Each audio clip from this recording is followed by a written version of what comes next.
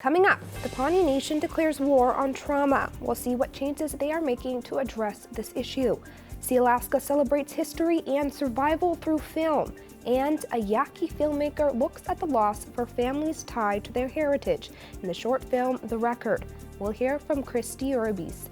I'm Mackenzie Ellen Charmley. Join us for those interviews, plus headlines from the ICT Newscast.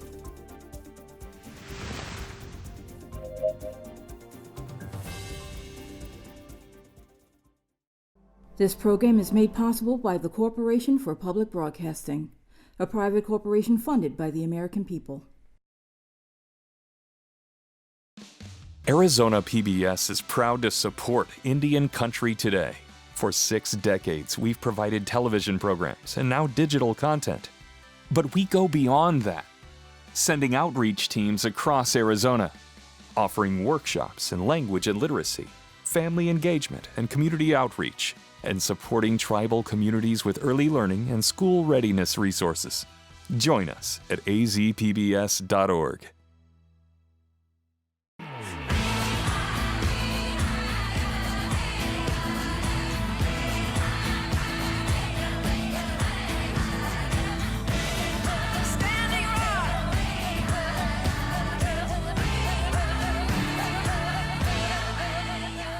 This is the ICT Newscast with Aaliyah Chavez. Chenangale, we're so glad you could join us. Aaliyah is away. We start in Seattle, where after centuries of native removal, a cultural center is being created in the center of the city. The Canoe Carving House, a space dedicated to Costa Rica culture, is being constructed at Lake Union Park. For 50 years, Native activists have campaigned to regain waterfront access in Seattle. The center will be a place to carve, store, launch, and educate visitors about traditional canoes made from cedar trees. Executive Director of the United Indians of All Tribes Foundation, Mike Tully, praised the creation of the center, stating it serves as a reminder of the Native people who have always lived in the city. The organization will hold a ceremony January 6th to bless the construction. South Dakota officials are responding to tribal leaders who are frustrated with the state's recent winter storm response. The harsh weather partially buried homes across Rosebud Sioux tribal territory and resulted in at least 6 deaths. Officials from the Sicangu Nation issued an emergency declaration in response to the storms on December 16th. The deaths came both before and after a National Guard deployment that responded 6 days after the tribal nation's emergency declaration.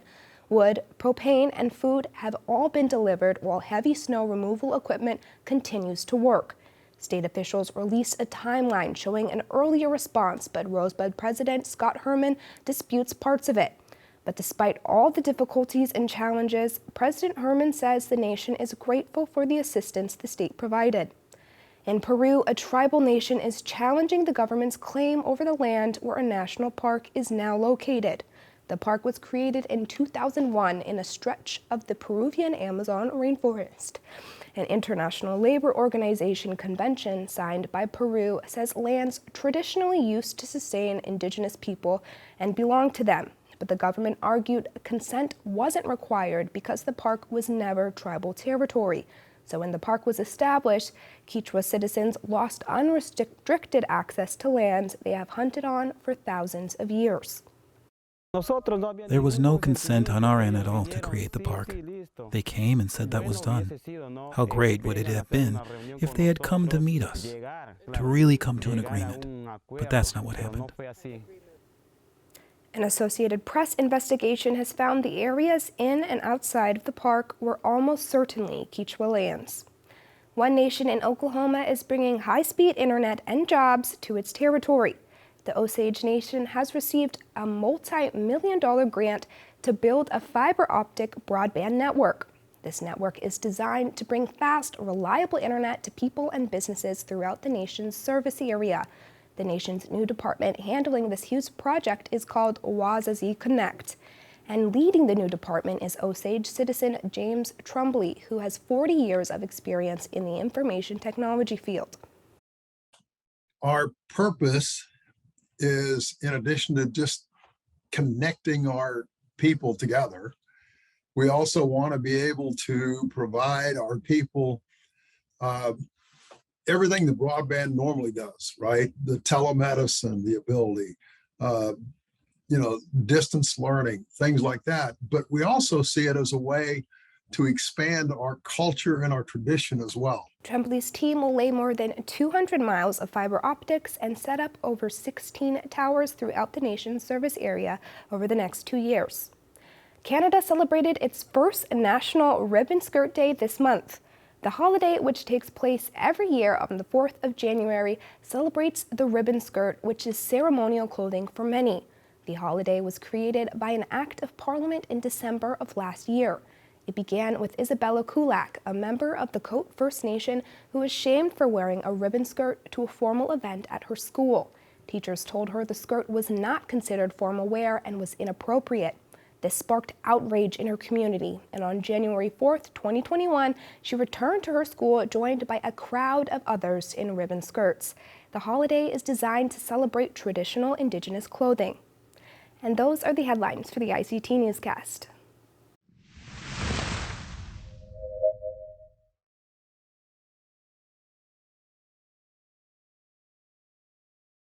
For decades, the Pawnee Nation has dealt with the trauma brought on by the government boarding school era, but now they are tackling the issue of historical trauma head-on. Last September, they passed a resolution declaring a war on trauma. They also established the Pawnee Nation Scout Task Force to set up a process map to outline how they will address this issue. Joining us today to give us an update on how the campaign is going is Walter Echohawk, the president of the Pawnee Nation Business Council, and Jenifer Gover LittleSun, the executive director of the Pawnee Nation. Welcome to both of you. Thank you. Good morning, Mackenzie. Let's start with you, President Echohawk. How bad was this issue of trauma that drove this action by the nation? Well, I think as we look around the country in tribal communities, we see a lot of these very hard-to-solve social ills of the kind that have been in our communities for so long that they seem to be normal. And I think that they're taken for granted, and if they're not addressed, they threaten to become permanent. You know, we see broken homes here in the Pawnee Nation. We see cycles of violence in our homes as well. In our criminal dockets in tribal court, we see cases involving protective orders and all kinds of domestic violence. We see in our community addiction, depression, suicidal tendencies, and all kinds of social dysfunction, basically, including a lot of problems with our children and their needs and services and things of that nature. And so in September, the Pawnee Nation declared a war on these social ills. They're all trauma-driven. And it's going to be a government-wide campaign to eradicate these social ills once and for all. And I'm very proud of our Pawnee chiefs who more or less sounded the alarm, and the Business Council answered it by declaring this war on trauma. We formed a task force, and we are in the planning stage and hope to roll out our campaign here in the coming months. And this will be, as I mentioned, a government-wide campaign to once and for all address and eradicate these social ills in our community.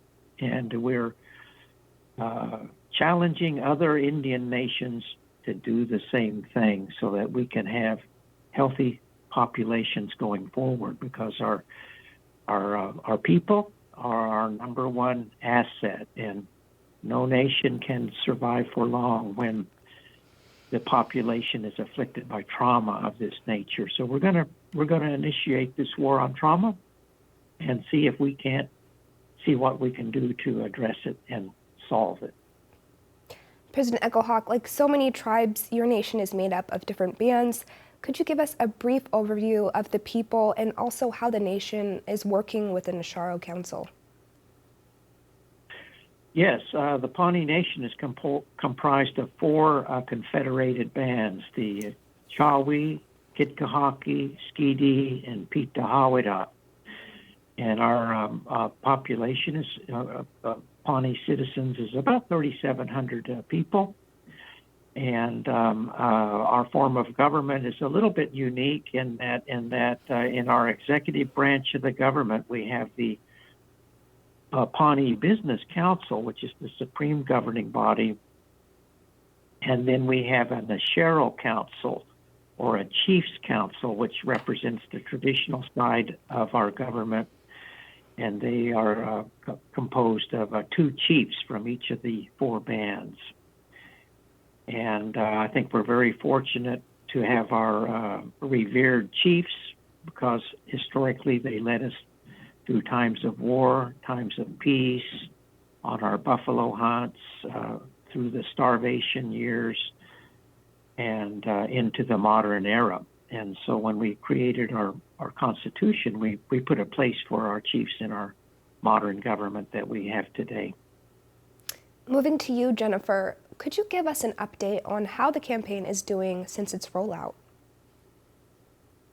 Yes. So one thing that we've been doing is multifaceted different initiatives. We've done some public forums with our women, and we've gotten some really good feedback from them as far as what they would like to see our elected officials as well as our law enforcement and our chiefs do to better handle trauma. I've now started working with a nonprofit, which is the National Trauma Initiative. We have signed an agreement with them to come in, and they can help myself work with not just myself, but with our division directors and our law enforcement, so that we can start doing a 5-year plan of completely overhauling our day-to-day operations government-wise, so we can have a trauma-informed best practices. So what this means is that it'll take us probably 5 years to have a true paradigm shift. But what our goal is that we're going to train. The first year is just our division directors and our law enforcement. Second year will be our judges and our justices. And then we'll start infiltrating this at the same time with staff and moving on forward that way. We're realistic, it's going to take a good 5 years, because what we're having is a spiritual battle. So it's something that we have to have a lot of hard conversations, and it's something that we have to be committed to doing. And we have to be committed to being uncomfortable every day and coming back with our armor on, that we're going to keep doing this. So we're just starting this. 2023 is our kickoff year of really saturating our government and our staff with it. Our goal in the end is that by teaching our staff, our leadership, myself, our elected officials, everyone that works within Pawnee Nation, is that hopefully they'll take those tools of learning the effects of trauma and drama in a chaotic environment, whether that's work or home, is to bring that in their own homes and eventually have a multi-generational change where we make true change. Pawnee Nation is the largest employer in our county, and we take that seriously in knowing that we have a responsibility in changing things. And so we're stepping up and showing up to do that. Well, we're at the end of our time here, but thank you both for being here today to tell us about the Pawnee Nation's war on trauma.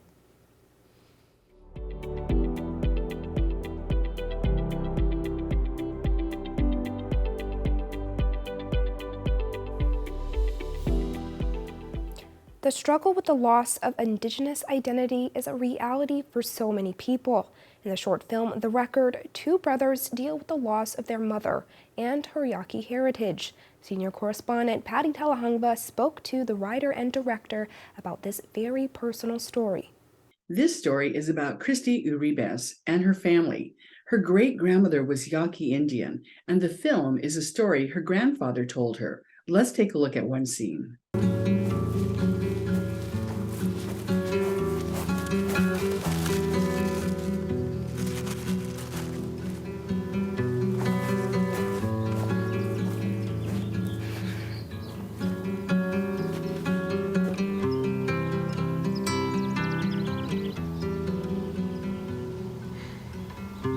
I don't remember her.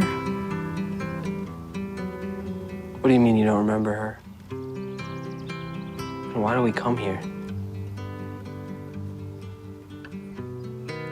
It makes me feel better.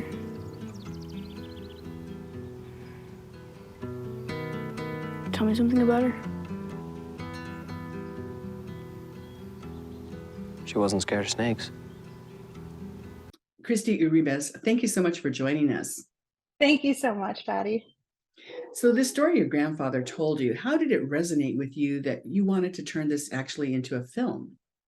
Well, it was definitely a story he had sort of mentioned in passing, and just very nonchalantly. And to me, it just felt so incredible that he would have gone through this experience of helping his brother so impactfully. So I really wanted to tell the story because it sounded so much like a fairy tale. It didn't feel real to me, this idea of a magical record player helping his brother feel better. So that's really what struck me at first, was the magical nature that love really helped heal his brother.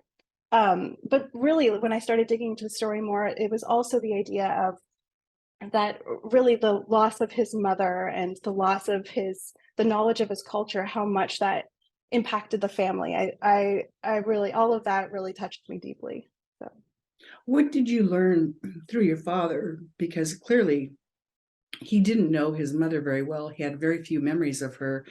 But what has your family learned about your Yaqui heritage? I was so interested in learning more about her. And unfortunately, like you said, my grandpa didn't have a lot of knowledge of her because she died when he was very young.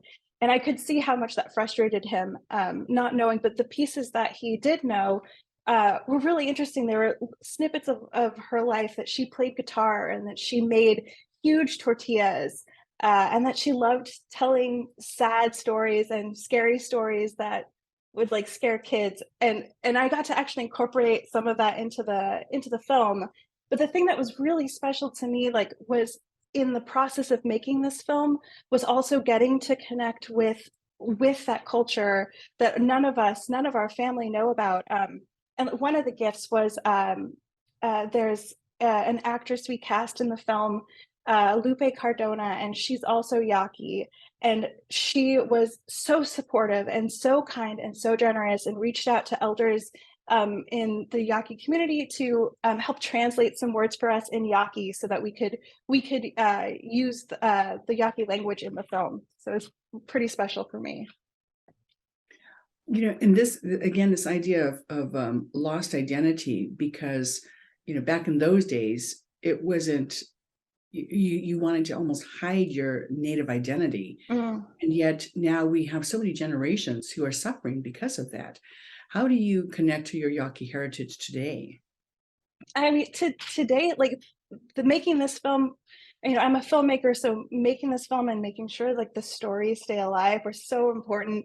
My grandfather was very proud to be Yaqui, so this was a story about him.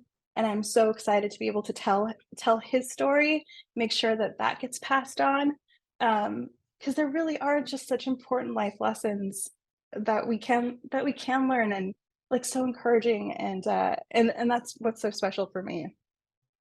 Now, this was, I don't want to call it a side project, but this was an opportunity that came about to make a film. But you actually work in Hollywood. You worked on some major series like The Good Doctor.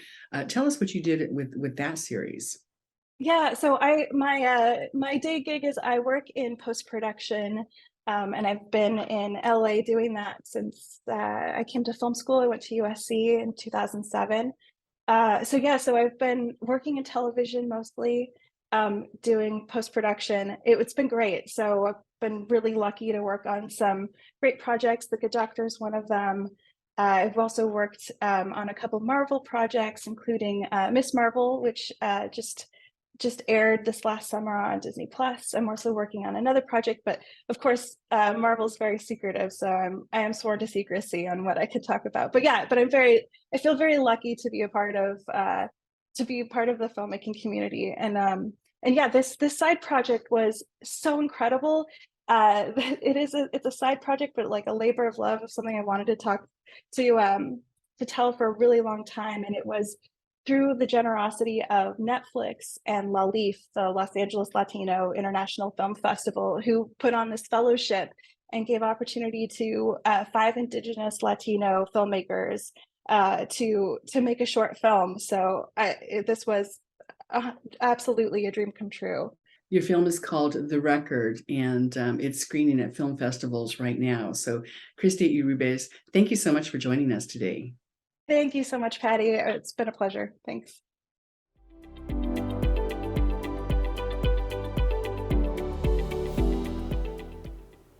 A new film from the Sealaska Heritage Institute looks at the history and origin of celebration since its inception in 1982.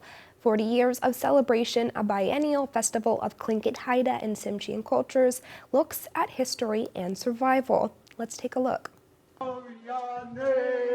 We had come through open periods of suppression of our language and our culture.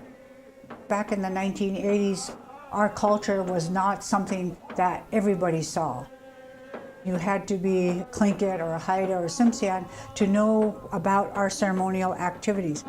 I grew up in a time period where we would have our ceremonies and we would have to hide them, pretend we weren't doing that. So it was a real milestone in the 80s that we were able to bring our culture out into the open. The Heritage Foundation is only about a year old. And it was Judson Brown, who was the chair of Sealaska Heritage Foundation, that came up with the idea that we should have a celebration. For the first time ever in our longhouse, we have the 3 nations under one roof. I believe this is one of the most historic occasions for our 3 designated tribes. The filmmaker joins us today. Sarah Betcher is a film producer and owner of Farthest North Films. She specializes in creating films that showcase Alaskan Indigenous ways of life and how ancestral land influences tradition. Welcome, Sarah. Thanks for having me today. So to start, could you tell us about the first celebration? Yeah, so in 1982 was the first celebration in Juneau, Alaska. And so the last one celebrates 40 years. And when it started, celebration was a much smaller event than it is today. It was primarily elders dancing and also participating in the event. And it was the first time that those 3 Native groups had gotten together in a public way. So celebration is a festival, not a traditional ceremony. So it was the first time that it could be open that way. So anybody can attend celebration. It is mostly Native people. So it was a big deal for those groups to be able to celebrate in a public way. And it's just grown since then, which is the whole idea of making this documentary, to see how it's evolved over the years. And for our viewers who are hearing about the Sealaska Heritage Institute for the first time, could you touch on its history and its purpose? Yeah, well, I can't speak too much as an expert on Sealaska Heritage, but they are based in Juneau, Alaska, and Juneau is in Southeast Alaska, and Alaska is divided into different corporations. So Native groups are part of a corporation, and they encompass the Southeast Alaska region. And so this is one of the events that Sealaska Heritage puts on, and they're also supported by Sealaska Corporation. And it's a big, expensive event, and of course it helps with the participation of everyone who attends the event, which today is thousands of people. So it's really grown over the years. And with 2022 marking 40 years, what is the impact of having an event that brings together community in this unique way? Well, a lot of ways. Economically, it's a big deal to bring so many people into Juneau. You really have to book a hotel room many months in advance. So all the attendees, people participating and going to the event is thousands of people. Everybody books out all the hotels and Airbnbs and all the spare beds in people's rooms. So economically, it's a big boost for the area. And then, people have to plan. So it's every 2 years, plan ahead, because Southeast Alaska is not connected by roads. So the only way to get to Juneau is to fly or take the ferry or take a boat to the event. We're wrapping up our time here, but thank you so much for joining us and telling us about your documentary. And that's a slice of our Indigenous world. For all the latest, visit ictnews.org. From all of us in the newsroom, stay safe, my relatives. Sometimes you got to take a stand just because you know you can. Oh, you got to run, you got to run.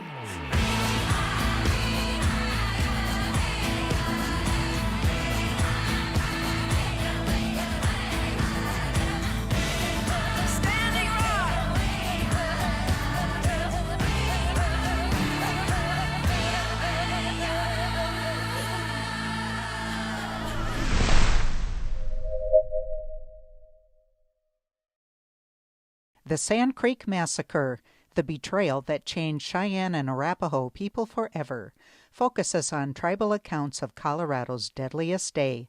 Exhibition details at historycoloradocenter.org. This program is made possible by the Corporation for Public Broadcasting, a private corporation funded by the American people.